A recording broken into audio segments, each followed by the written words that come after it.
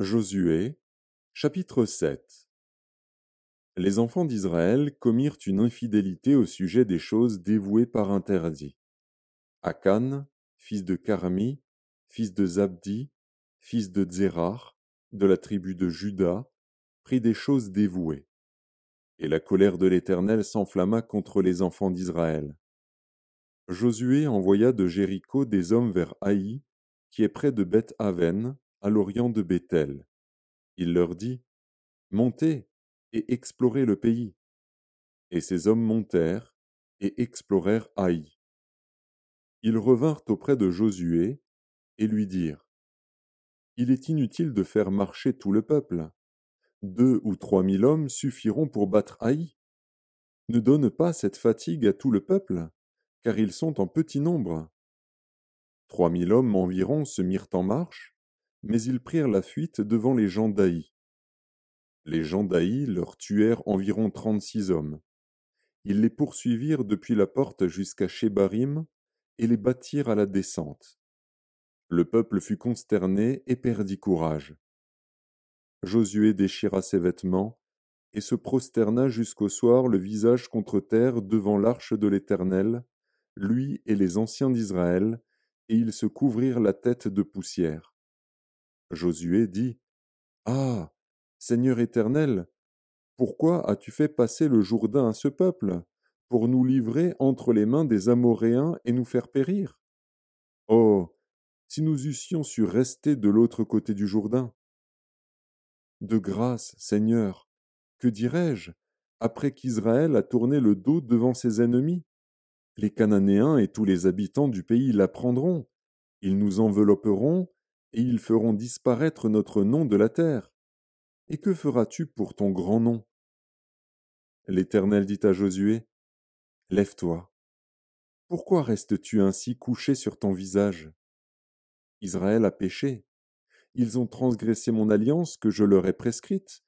Ils ont pris des choses dévouées par interdit, ils les ont dérobées et ont dissimulé, et ils les ont cachées parmi leurs bagages. Aussi les enfants d'Israël ne peuvent-ils résister à leurs ennemis.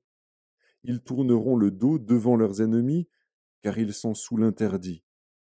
Je ne serai plus avec vous, si vous ne détruisez pas l'interdit du milieu de vous. Lève-toi, sanctifie le peuple. Tu diras: Sanctifiez-vous pour demain, car ainsi parle l'Éternel, le Dieu d'Israël. Il y a de l'interdit au milieu de toi, Israël. Tu ne pourras résister à tes ennemis, jusqu'à ce que vous ayez ôté l'interdit du milieu de vous. Vous vous approcherez le matin selon vos tribus, et la tribu que désignera l'Éternel s'approchera par famille, et la famille que désignera l'Éternel s'approchera par maison, et la maison que désignera l'Éternel s'approchera par homme. Celui qui sera désigné comme ayant pris de ce qui était dévoué par interdit sera brûlé au feu, lui et tout ce qui lui appartient, pour avoir transgressé l'alliance de l'Éternel et commis une infamie en Israël. Josué se leva de bon matin, et il fit approcher Israël selon ses tribus, et la tribu de Juda fut désignée. Il fit approcher les familles de Juda, et la famille de Zérar fut désignée. Il fit approcher la famille de Zérar par maison, et Zabdi fut désigné. Il fit approcher la maison de Zabdi par homme, et Akan, fils de Carmi, fils de Zabdi, fils de Zérar, de la tribu de Juda, fut désigné. Josué dit à Akan: Mon fils, donne gloire à l'Éternel, le Dieu d'Israël, et rends-lui hommage. Dis-moi donc ce que tu as fait, ne me le cache point. Akan répondit à Josué et dit: Il est vrai que j'ai péché contre l'Éternel, le Dieu d'Israël, et voici ce que j'ai fait. J'ai vu dans le butin un beau manteau de chinéar, 200 d'argent, et un lingot d'or du poids de 50. Je les ai convoités, et je les ai pris. Ils sont cachés dans la terre au milieu de ma tente, et l'argent est dessous. Josué envoya des gens qui coururent à la tente, et voici, les objets étaient cachés dans la tente d'Akan, et l'argent était dessous.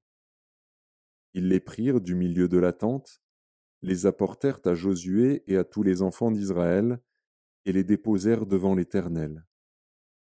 Josué et tout Israël avec lui prirent Akan, fils de Zérar, l'argent, le manteau, le lingot d'or, les fils et les filles d'Akan, ses bœufs, ses ânes, ses brebis, sa tente, et tout ce qui lui appartenait.